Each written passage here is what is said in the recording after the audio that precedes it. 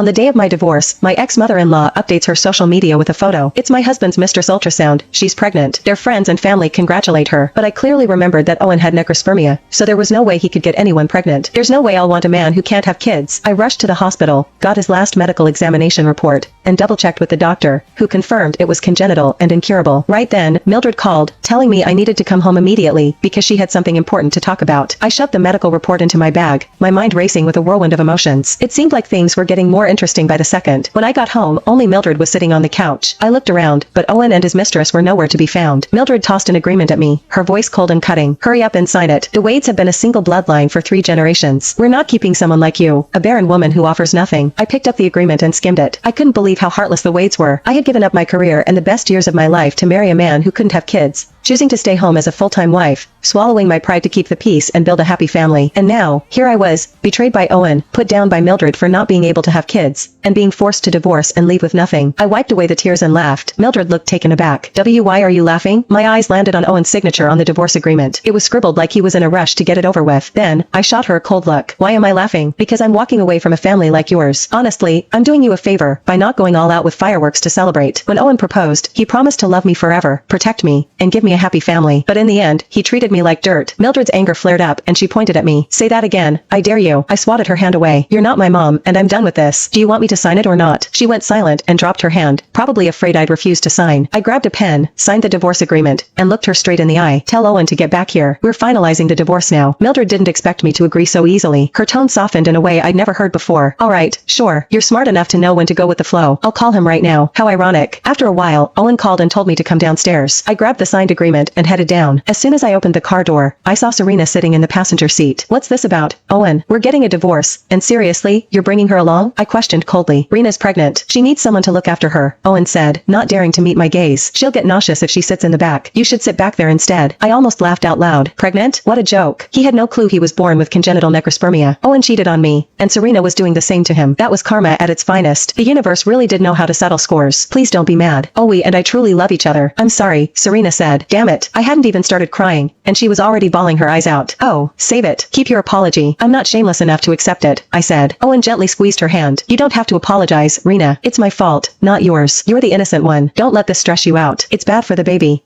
Were they seriously putting on some tragic love story act before me? How far along are you? Are you sure it's Owen's? I taunted. Serena froze for a second. Oh, of course, it's always. Just because you can't have a baby doesn't mean you can question mine. Owen frowned, glaring at me through the rearview mirror. You've struggled to get pregnant, Paige, and Mom's been desperate for a grandchild. If you're mad, take it out on me, not Rena. How could he be so shameless? He cheated on me and still tried to make me the bad guy.